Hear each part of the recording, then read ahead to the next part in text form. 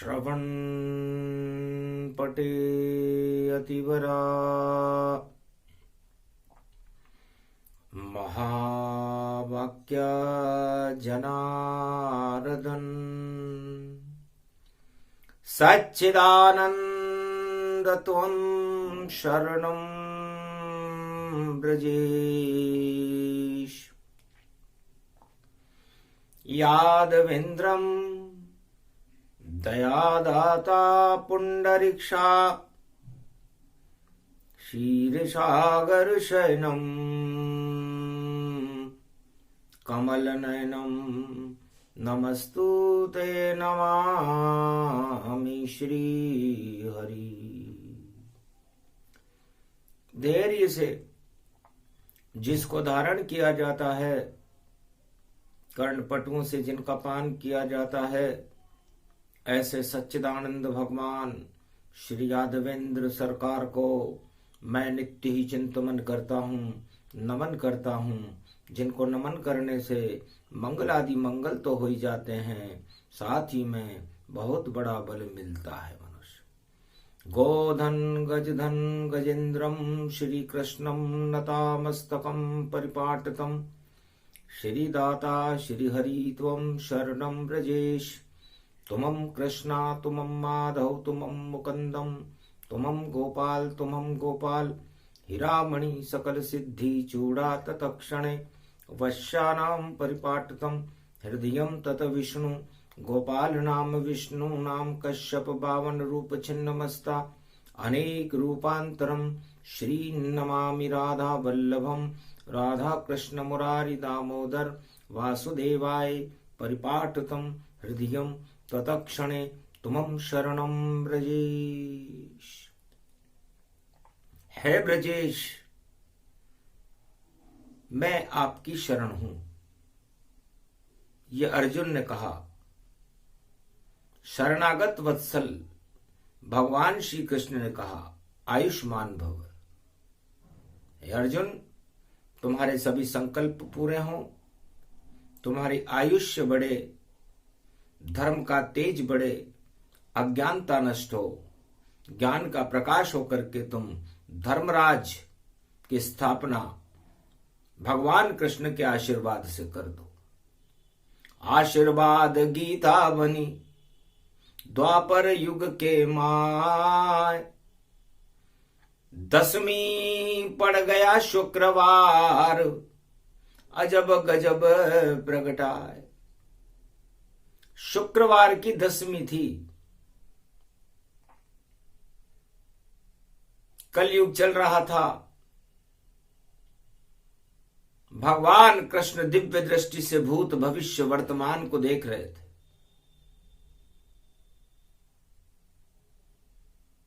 तब अर्जुन ने पूछा, महाराज आप गुरु हो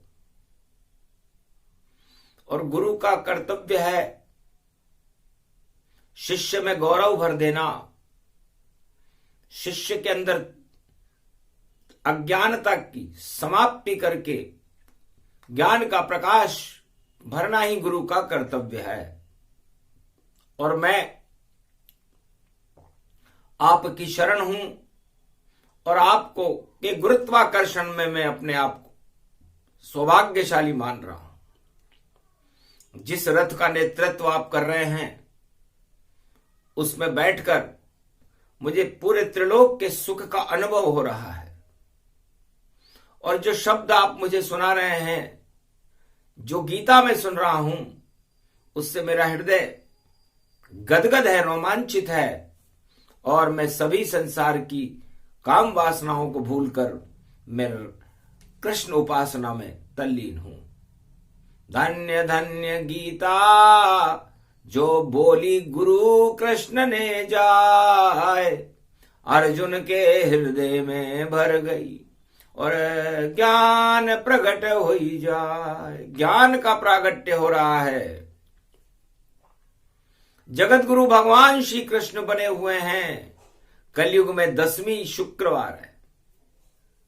10 दिशाओं में गीता का ज्ञान गुंजायमान है और 33 करोड़ देवता ब्रह्मा विष्णु महेश निराकार की ज्योति का प्रकाश फैलाने में कलयुग में भी अपनी पूरी शक्ति लगा रहे हैं। तब का महाराज गुरु तो दो हैं, दानवों के गुरु तो शुक्राचार्य हैं, देवताओं के गुरु देवगुरु बृहस्पति हैं, और दानव और मानव दो ही धर्म इस संसार में है। और ये महाभारत का मुख्य कारण है कि मानवता पर दानवता का प्रकाश अंधकार में होकर फैल रहा है। तो दानवता ही अधर्म है और मानवता गुरु ज्ञान, और गुरु की कृपा से अर्जुन और महाभारत में पांडवों का कल्याण। गीता ज्ञान अवतरित हुआ जिस कृष्ण ने दिया सुनाए, अर्जुन सुन लिया ज्ञान तो अर्जुन विजेता पाए, अर्जुन विजय होगा। और शुक्राचार्य भी गुरु हैं। आज शुक्रवार का दिन है। तब भगवान श्री कृष्ण से अर्जुन ने पूछा, महाराज महाभारत का तो कोई भी कारण हो सकता है, आज शुक्रवार का दिन है और गीता जयंती आने वाली है और नवा तीर आप आज चलाओगे, तो नवी राशि भी धनुष राशि होती है और उसमें गुरु की शक्ति होती है। तो गुरु की शक्ति मिल गई भारत को और महाभारत की है शुरुआत, और गुरु कृपा मिल गई अर्जुन को, कौरव सेना खावे मात। शुक्रवार पड़ो रे कलयुग और दसों दिशा में कृष्ण प्रगटात। श्री कृष्ण शरणम मम और त्वम शरणम ब्रजेश होई जात। सारा भारत शरण तुम्हारी, कृपा करो हम पर यदुनाथ। कलयुग में भी वाणी में श्री कृष्ण सुना रहे गीता ज्ञान। सारा भारत अर्जुन बनकर सुन रहा है गीता का ज्ञान। शुक्रवार की 10वीं पड़ गई और इसका है उसमें अनुसंधान। शुक्रवार की 10वीं महाभारत में 5686 वर्ष पहले पड़ी हुई थी। तब तक तो महाभारत शुरू ही नहीं हुआ था। एक धर्म सभा थी वह, जिसमें कौरव पांडव बैठे थे और श्री कृष्ण आ गए वहां। दोनों ही वहां भोचक्के थे और अचानक आ गए श्री कृष्ण भगवान। ध्यान सभी का बट गया कौरव पांडव जान। कौरव और पांडवों का ध्यान बट गया। अचानक भगवान कृष्ण क्या करने आ गए? उनकी उंगली थी कटी हुई और उससे खून निकलता था और उससे लहू निकलता था। पर मौज मस्ती में थे कौरव पांडव, ये खून किसे नहीं दिखता था। उस धर्म सभा में द्रौपदी और सज धज बैठी जाए और ध्यान गया उसका उंगली पर और साड़ी फाड़ दी था। द्रौपदी शुक्र बनी हुई थी वहां पर। शुक्र लक्ष्मी को ही कहते हैं। तो भगवान को लक्ष्मी ने देखा और उस द्रौपदी ने देखा, बाकी न पांडवों ने देखा न कौरवों ने देखा। तो बेशकीमती साड़ी थी, हीरे पन्ने उसमें जड़ते, सोने के तार उसमें झलके और फाड़ दई हल्के हल्के। सारी कीमत भूल कर फाड़ी साड़ी का चीर और श्री कृष्ण की अंगुली पर और बांधी द्रौपदी चीर। द्रौपदी ने अपनी साड़ी का चीर फाड़ करके भगवान कृष्ण के हाथों में बांध दिया। कौरव और पांडव उस सभा में भौचक के रह गई कि क्या हुआ। तब भीष्म पितामह, द्रोणाचार्य, दुर्योधन, युधिष्ठिर, पांचों पांडवों ने पूछा, महाराज ये कौन सा योग है शुक्रवार को, कि शुक्र कहते हैं लक्ष्मी को, और शुक्र स्त्री जान, और चारों युगों में शुक्र ही और सत्ताओं को मान। तो चारों युग में अर्जुन है, भीष्म है, द्रोण, सत्ता भी शुक्र का ही रूप होती है, और मौज मस्ती में रहती है सत्ता है, क्योंकि आनंद का कारण होती है, क्योंकि वहां पर शक्ति होती है। सत्ता के पास होती शक्ति, जैसा चाहे उपयोग करे, जिसको चाहे वो दंड दे, और जिसको चाहे मृत्यु भरपूर करे, जो चाहे कर सकती है, और सत्ता बड़ी सरकार, सत्ता के आगे सारी और त्रिलोक की शक्ति है बेकार। इतनी शक्ति होती है जितनी नारायण में होती है उतनी सत्ता में भी होती है, और सत्ता शुक्र का रूप है। आज शुक्रवार है, और खून का बहना, भगवान कृष्ण सुदर्शन चक्र चलाते हैं इससे। उस उंगली में खून बहे तो खून मंगल हो जाता है, और अमंगल का लक्षण है ये, पर चीर उस पे बंध जाता है। कितनी कीमती साड़ी द्रौपदी की है, जिसकी उसको परवाह नहीं, और उसका ध्यान उंगली पर है, और किसी का ध्यान नहीं। इस धर्म सभा में न भीष्म का ध्यान है, न द्रोण का ध्यान है, न दुर्योधन का ध्यान है, न पांडवों का ध्यान है, लेकिन वहां एक स्त्री शुक्र बनकर बैठी हुई है, द्रौपदी। उसका ध्यान भगवान कृष्ण और उनकी उंगली पर है, और उसने अपनी बहुमूल्य अरबों रुपए की जो कीमत की साड़ी थी उसको तुरंत फाड़ करके भगवान कृष्ण की उंगली पर बांध दिया।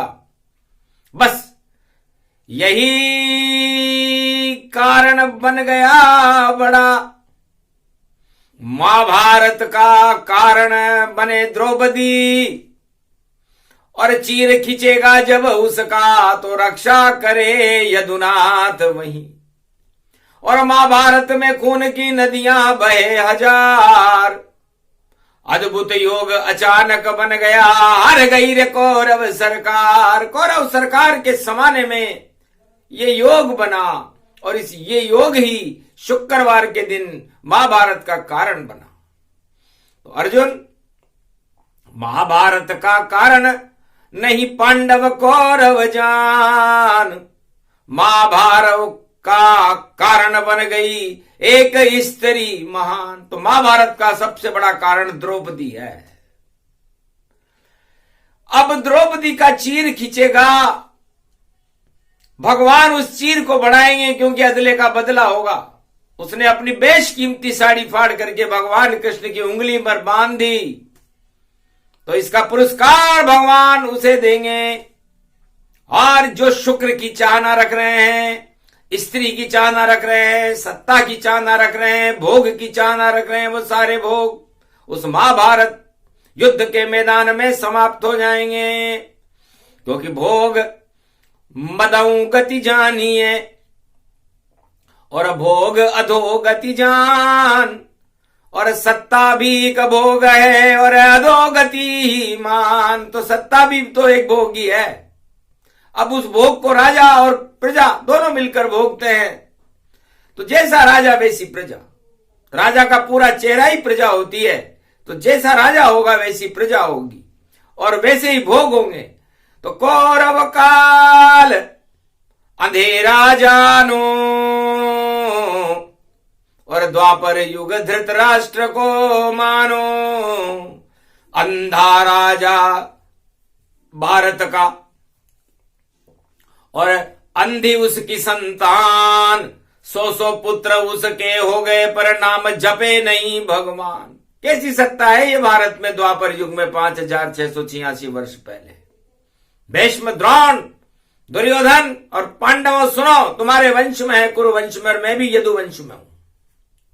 और तुम्हारी सत्ता कितने अंधकार में कि तुम भोग को ही भगवान मान रहे हो, और भोग के लिए ही संघर्ष कर रहे हो, और भोग के आचरण तुम्हारे अंदर बढ़ जाने से सारे भारत पर अंधकार छाया हुआ है और मोक्षदा एकादशी रविवार को पड़ रही है, तो मैं उस रविवार के अंदर सूर्य जैसा प्रकाश करके इस अंधकार को न हटाऊं तो क्या करूं?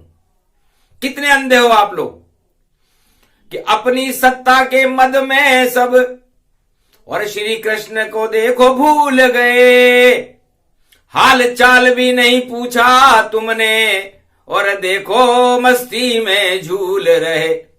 मेरी उंगलियां कटी हुई झर झर झर खून मुंह से बहता है, पर कृष्ण किसी से देखो वहां पर उस सभा में कुछ नहीं कहता है। एक नारी है द्रौपदी जिसने देखे कृष्ण भगवान, उसको नहीं यहां चाहिए न कोई मान और सम्मान। उसकी दृष्टि भगवान पर और देख सकी नहीं तो यही देखना चाहते कि कौन मेरा यहां हो। इस धर्म सभा में भगवान कृष्ण अचानक ये देखने आए थे कि मेरी तरफ कौन है, तो न मेरी तरफ पांडव है, न मेरी तरफ कौरव है, न भीष्म है, न द्रोण है, न कोई है। मेरी तरफ एक नारी है, शुक्र रूप ये नारी, और जो देख रही है इस धर्म सभा में मेरी छवि को प्यारी, तो दर्द देखा नहीं उससे गया और फाड़ी साड़ी तत्काल, और मेरी उंगली पर बांध दी साड़ी आंखों देखाल। इस कारण महाभारत में और कृष्ण यहां पर आए और तुम सत्ता के लिए करोगे महाभारत, ये कृष्ण देख नहीं पाए। वही द्रौपदी खींचेगा भरी सभा में चीर, पर खींचने वाले खींचने नहीं पावेंगे और कृष्ण बने तकदीर। तो त्वम शरणम ब्रजेश महाभारत का मुख्य कारण द्रौपदी अर्जुन, जो तुम्हारी अर्धांगनी है, पांचों पांडवों की अर्धांगनी है, पांचाली है।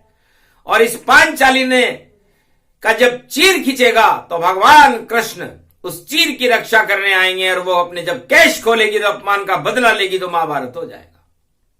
तो शुक्रवार का दिन है, महाभारत का मुख्य कारण ये शुक्र होता है, सत्ता होती है, धन होता है, स्त्री होती है, जर जोरू जमीन तीनों, यही शुक्र का रूप और यही मद सबसे बड़ा जो ईश्वर जाए भूल। तो सारे चारों युगों में संघर्ष सत्ता के लिए ही होता है, चाहे वो द्वापर हो, चाहे वो कलयुग हो, चाहे वो त्रेता हो, चाहे वो सतयुग हो। और गीता यदि कोई भक्तों का अपमान हो तो उस भक्त का सम्मान कराना ही गीता का धर्म है। इसलिए पांडवों, तुम्हें भगवान कृष्ण की कृपा का फल इसलिए मिला कि द्रौपदी तुम्हारी स्त्री है, और उस स्त्री ने भगवान कृष्ण की पीड़ा को हटाने के लिए अपने वस्त्र की चीर को फाड़ करके उनकी उंगली पर रख दिया है, जिस पर वो सुदर्शन चक्र उठाते हैं। तो यदि किसी ने द्रौपदी की इज्जत के ऊपर कोई हाथ डाला तो सुदर्शन चक्र उस हाथ उठाने वालों के हाथ काट देगा, उस सत्ता को ही काट देगा, उस वंश को ही समाप्त कर देगा। यही तो गीता है, और भगवान कृष्ण यही तो कर रहे हैं। तो ये इसलिए नहीं कर रहे कि पांडवों में कोई विशेष बात है या कौरवों में कोई विशेष बात है।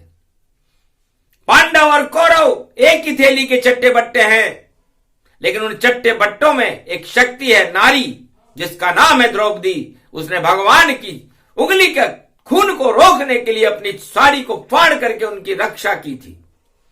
अब भगवान का धर्म बनता है कि उस नारी की रक्षा करें, और उस नारी की रक्षा करने के लिए भगवान की शक्ति को कुछ भी करना पड़े।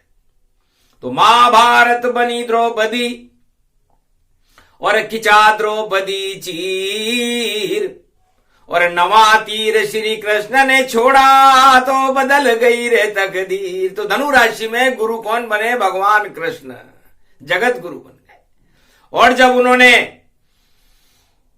वस्त्र का तीर छोड़ा, चीर के ऊपर तीर कृष्ण का, चीर और तीर मिल जाते हैं तो दुशासन के हाथ थक गए, चीर खींच नहीं पाते हैं। ताना बन गए कृष्ण वहां पर, बाना बनी राधिका माए। और इतना चीर बढ़ा दिया द्रौपदी, और लाज बचा दी द्रौपदी आए। चीर खींच नहीं सके दुशासन, हाथ थक गए उनके जाए। कृष्ण कृपा इसको कहते हैं, ये गीता का ज्ञान बताए। इसलिए अर्जुन, गीता ये नहीं है जो तू सुन रहा है। गीता का प्रारंभ तो वही हो चुका था जहां पर द्रौपदी ने अपनी साड़ी फाड़ दी थी। तो वस्त्र का फटना, हृदय का फटना, ये संकेत उसी समय हो गया था कि कौरव और पांडवों के अंदर सत्ता के लिए दरार आ जाएगी उनके मन में, और दरार आने का परिणाम महाभारत होगा। तो महाभारत अलग है और गीता अलग है, दोनों में अंतर समझो अर्जुन। महाभारत सत्ता के लिए होता और गीता ज्ञान तो सत्य के लिए, और देखो प्रकाश जग में करता। तो चारों युगों में सत्य का और गीता करे प्रकाश। और महाभारत तो भैया देखो ढेर है लाश ही लाश। उस सत्ता के लिए जो संघर्ष करते हैं वो महाभारत होता है। तो महाभारत और गीता में बड़ा अंतर है। ये अंतर संसार में जानने वाले कम है। वो महाभारत और गीता को एक ही समझते हैं, पर महाभारत बिल्कुल अलग। वह तो युद्ध का खेल, और गीता ज्ञान अमृत बने और शुद्ध करे यह पेल। ये आत्मा को शुद्धि करती है, आत्मा के मोह को भंग कर देती है, और काम क्रोध मद लोभ सारे राजमदों को हटा करके सत्य का प्रकाश फैलाना ही गीता का धर्म है। और भगवान कृष्ण कलयुग में इस धर्म को निभाने के लिए भारत में खड़े हुए हैं। नाम कल की भगवान कलंक हटावे, जब बड़े अधर्म कलयुग में कल की आवे। सदी 21वीं में सब की जुबान चढ़ जावे, और जो सत्ता में बैठे हैं सब हट जावे। चाहे विश्व में कोई सत्ता हो, चरणों में जानो। कलयुग का अवतार कृष्ण को मानो। वह कल की रूप कल की कर देगा लीला, और देखो कलयुग में वही धर्म का कीला। अद्भुत वाणी श्री कृष्ण सुनाने आए, और नवा तीर द्रौपदी की लाज बचाए। तो द्रौपदी की लाज बचाने के लिए, भारत में नारी सम्मान पैदा करने के लिए, और संपूर्ण विश्व की नारियों को द्रौपदी के समान शक्ति देने के लिए भगवान कृष्ण कलयुग में खड़े हुए हैं और गीता का अवतरण कर रहे हैं। साड़ी बांध की फाड़ करके बांधने नारी आई है। तो नारी शुक्र का रूप है, और 10वीं कलयुग आए। 10 दिशाओं में नारी का ही सम्मान दिखाए। तो आज से ही कलयुग में पूरे विश्व में नारियों का सम्मान होगा, और नारी सत्ता को हटाने का मुख्य कारण सारे संसार में बनेगी, और नारी बीच में आएगी और उसकी रक्षा भगवान करेंगे। और यदि उसका कोई अपमान करेगा तो भगवान उससे संघर्ष करेंगे, और महाभारत का कारण होगी नारी कलयुग में भी। तो जहां नारी का पूजन होता है वहां देवता विराजते हैं। यत्र नारी पूजनते तत्र रमन्ते देवता।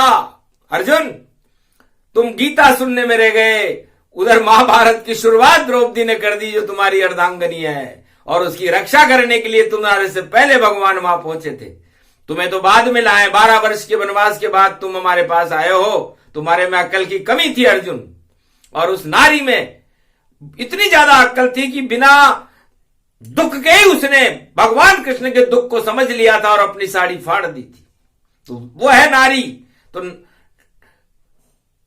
रावण ने यह कहा था कि नारी जाति मति मंद गवारू। ये कथन गीता गलत करती है, क्योंकि नारी की जाति मतिमंद गंवार नहीं हो सकती। नारी सबसे ज्यादा बुद्धिमान है, लेकिन बुद्धिमान कब है? इसलिए नारी का तो सम्मान होना चाहिए। और नारी, भारत माता भी तो नारी का ही स्वरूप है। तो भारत माता का चीर यदि कोई खींचे, विश्व के राष्ट्राध्यक्ष और भारत माता का कोई प्रकोप करे तो फिर भगवान कृष्ण कैसे चुप रहेंगे। संसार के किसी भी देश के नाम के आगे माता शब्द नहीं लगता और न वहां पर अवतार होते। तो इस भारत माता की गोद में चारों युगों में अवतार आते हैं और उसकी गोद में खेलते हैं, पलते हैं और अपनी लीला करके अधर्म का नाश करके सारे संसार में मानवता का प्रकाश करते हैं। वही तो गीता है। तो ये नवा तीर है और नव दुर्गा होती है। नव दुर्गा भी नारी का ही रूप है, इसलिए संसार में सारे महाभारत नारी के लिए होते हैं। चाहे वो द्वापर हो, चाहे वो त्रेता हो, चाहे वो सतयुग हो, चाहे वो कलयुग हो। इसलिए कलयुग के सब राजाओं सुन लो कृष्ण की बात, नारी का अपमान करोगे अब तो खा जाओगे मात। गांठ बांध लो अपने मन में, सुन लो कृष्ण की बात, जो राजा नारी से उलझे जगत में वही खाएगा मात। इसलिए नारी से मत उलझना, सबसे उलझ जाना। रावण उलझा जब नारी से, अपहरण पंचवटी से किया, तो क्या हाल हुआ उस लंका का, इतिहास बना सब बता रहा नहीं कोई रोवण हारा, और रावण गया लंक में मारा। ये त्रेता इतिहास बतावा, गीता में श्री कृष्ण सुनावा। उसके बाद द्वापर युग में हुआ नारी अपमान, द्रौपदी नारी चीर खिंचा तो हो गया वहां घमशान। कौरव सेना सब हार गई, सारे कौरव ही मारे गए, और नारी का सम्मान हुआ भारत में, और पांडव धर्म राज बने। राम राज भारत में और किया सीता राम मात, और सारे दानव खा गए उस लंका में मात। द्वापर युग में सारे कौरव खा गए वहां पर मात, और नारी का सम्मान बढ़ा दिया धर्मराज प्रगटा। द्रौपदी वहां विजेता बनी, पांडव विजेता बने। क्यों बने? क्योंकि घर का कथा सुना दूंगा भैया तो लंबी बहुत हो जावेगी, कलयुग में इतना समय नहीं कि प्रजा उसे सुन पावेगी। अब कलयुग की बात को और देखो रहा बताए, और कलयुग में भी नारी का अपमान होए तो सत्ता सब हट जाए। तो जितने भी सत्ताधीश हैं विश्व में 21वीं शताब्दी में, उन्हें नारी से डरना चाहिए। नारी के खिलाफ कोई शब्द बोला, नारी का अपमान करने का प्रयास किया तो सत्ता से बहुत दूर चला जाएगा वो राजा, चाहे वो कोई भी धार्मिक हो या अधार्मिक हो। इससे सावधान सतर्क रहो, ये गीता का ज्ञान। अगर नारी का अपमान कलयुग में हुआ तो महाभारत घमसान, तो महाभारत होगा, और महाभारत में वो नारी विजेता रहेगी। इसलिए नारी शब्द आ चुका है गीता में, और ना का मतलब नारायण, और देखो दिव्य स्वरूप, और री का मतलब देखो रिश्ता नारी से भरपूर। तो उस नारी से जिसका अपमान होगा, नारायण का बड़ा रिश्ता है। अब आगे ज्यादा नहीं बतावे, क्योंकि भेद ज्यादा नहीं खोल, ये तो कलयुग चल रहा पोल पोल में पोल। यहां तो पोल ही पोल है, जिस पोल में घुसोगे उस पोल में ही पोल नजर आ जाएगी। इसलिए ज्यादा क्या बता दे, वरना जो चाहे बतला दे वाणी, वह तो भगवान की शक्ति है। भूत भविष्य वर्तमान को दिव्य दृष्टि में रखती है। तो जिधर देखो उधर ही पोल, पोल पोल में पोल, और पांडु पोल में पांडु घुस गए, देखो जहर रहे घोल। पांडु पोल में अंदर लक्षागृह में षड्यंत्र हुआ और पांडवों को ही जला दिया।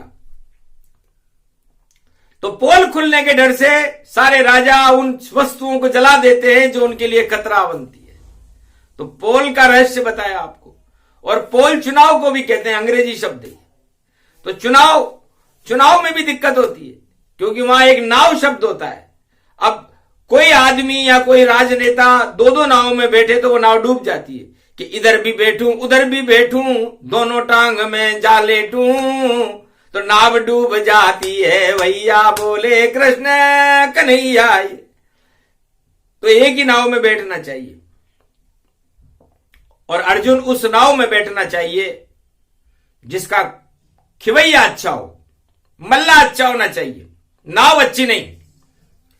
मेरी टूटी सी है नाव, कैसे करूं नाम तुझे पार, अरे मेरी नाव बड़ी बेकार, तुम हो अवध राज सरकार। के बैठने कहा ये बात, अर्जुन सुन कि मेरी टूटी सी है नाव, मेरी टूटी सी है नाव, मेरी टूटी नाव में महाराज आप बैठ गए तो मैं तो गरीब हूं, आप अयोध्या की बड़ी सरकार है, युवराज हैं, और यदि आपको मैंने पार नहीं उतारा तो मेरे को दंड मिलेगा, और आप पार उतर गए तो मेरी नाव टूट जाएगी। अब मैं बड़े धर्म संकट में हूं कि करूं तो क्या करूं। तो सबसे पहले चरण पखारूं, उसके बाद मैं पार उतारूं। कितनी बुद्धि तेज थी, केवट था मल्ला, उस मल्लाह को भारत की सत्ता दो संभलाए। जो उस नाव को पार कराने के लिए उसने भगवान विष्णु के, भगवान राम और लक्ष्मण और सीता जी के चरणों को पखार लिया, और उस चरणों का पान करने के बाद 7 पीढ़ियों को बैकुंठ में ले गया। ऐसा मल्ला होना चाहिए भारत का राजा, केवट के समान होना चाहिए, राजा के समान नहीं। और उसने त्रिलोक की सबसे बड़ी सरकार जो राम सरकार थी उसको तमसा नदी से पार लगा दिया। तमसा, तम मने अंधकार और सा मने प्रकाश, अंधकार में प्रकाश हो गया, उसे ही तो पार उतारना कहते हैं। तो इस समय अर्जुन, ये मेरा रथ एक नाव बनी हुई है, और इसे इस महाभारत कुरुक्षेत्र में तमसा में मुझे पार कराना है, और तुझे साक्षात्कार कराना है भगवान का। तो तम मन अंधकार होता है, तो अंधकार में प्रकाश ये गीता है। मैं मल्ला बना हुआ हूं, और ये रथ नाव बना हुआ है, और अर्जुन तो उसमें बैठा हुआ है, और अब उल्टा हो रहा है। तू तो केवट मान अपने को, और मैं बना हूं मल्ला, और तेरी रथ को हाँक रहा हूं, देखो वल्लह वल्लह।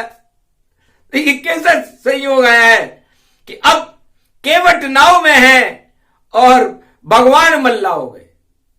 कभी किसी ने सोचा ऐसा? ये गीता है, भगवान उस नाव के खेवनहार बने हुए हैं, जो भारत रूपी नाव है उसके खेवनहार भगवान को बनना पड़ा था महाभारत में, और मल्ला उसमें बैठ गया, सवारी उसमें कोई है नहीं।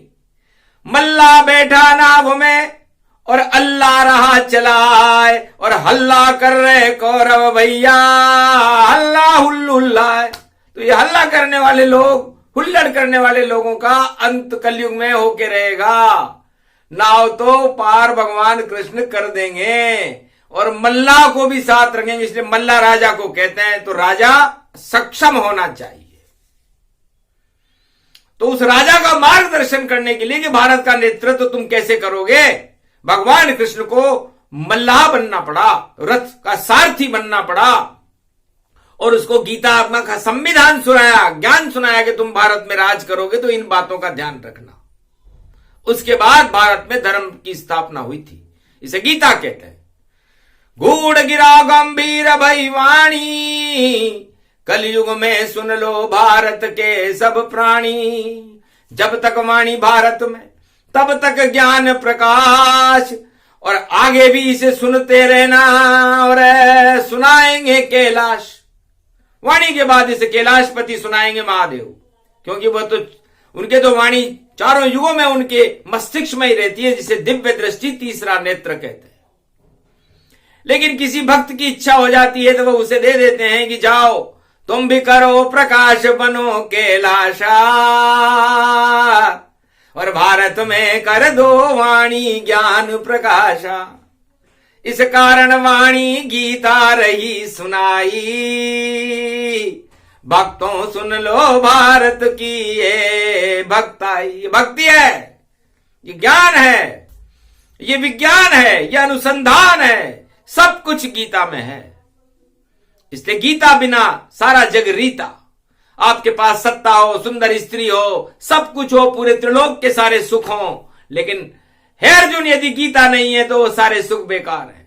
तो बताओ आप सुखों के साथ जाओगे कि गीता के साथ रहोगे? तो भारत में अर्जुन ने कहा त्वम शरणम ब्रजेश, हे ब्रजेश मैं तो आपके साथ रहूंगा, बस त्वम शरणम ब्रजेश पूरी गीता है। ब्रज के राजा भगवान कृष्ण है, उनकी शरण हो जाना ही गीता है। तो सारे संसार के भारतवासियों, 1.25 अरब भारतीयों, आपको किसी राजा और प्रजा की शरण में न जाकर के भगवान कृष्ण की शरण में रहना चाहिए भारत में। तो फिर आपका कोई बाल भी वाका नहीं कर सकता। इसलिए त्वम शरणम ब्रजेश गीता का ही रूप है, और इसे आप उस तीर को आप अपने अंदर चलाओ, अपनी अज्ञानता को समाप्त करके ज्ञान का प्रकाश फैला करके भारत को विश्व का जगत गुरु और त्रिलोक का जगत गुरु बनाना ही आपका धर्म है। अब इसमें से वो कौन सी आत्मा होगी जो ऐसा करके दिखाएगी? वह कृष्ण होगी और वह अर्जुन समान होगी, और उसके बाद भारत का तो नक्शा ही बदल जाएगा। तो भारत का दशा और दिशा बदलने के लिए गीता है। जब भारत और सारे संसार में अंधकार की लहरें उठने लगती है, तब भगवान कृष्ण के अंदर ज्ञान की तरंगें उठने लगती है और गीता का प्रवचन होने लग जाता है, और प्रकाश फैलने के बाद फिर अंधकार हट जाते हैं और भारत में विश्व का जगत गुरु बनने की शक्ति प्राप्त हो जाती है। वही गीता है। तो ये धनु राशि के अंदर जब बुद्ध प्रवेश कर रहे हैं और मोक्षदा एकादशी पड़ी हुई है आगे शनि और रविवार को, उस समय भगवान ने ज्ञान का धनुष उठा लिया है, और इस धनुष से वो ज्ञान को सारे संसार में छोड़ेंगे कलयुग में भी। और कलयुग में ये ज्ञान आपकी अज्ञानता के अंधकार को हटा देगा और आपको भगवान से साक्षात्कार करा के भारत में भगवान का प्रकाश फैला देगा 21वीं शताब्दी में। इसलिए भगवान वाणी में गीता पढ़ रहे हैं। बोलो जय श्री कृष्ण। ये प्रसंग पूरा हुआ। नारी रूप स्वरूप महाभारत नारी बनी और गीता ज्ञान का रूप। इसलिए महाभारत द्रौपदी की वजह से हुआ और गीता अर्जुन ने सुनी। अलोम विलोम है। 10वां तीर कल छोड़ेंगे और मोक्षदा एकादशी आए, 2 एकादशी में और ज्ञान कृष्ण प्रगटाए। बोलो जय श्री कृष्ण। जय भारत माता, जय गीता माता। बोलो भगवान मार्कंड्य की जय।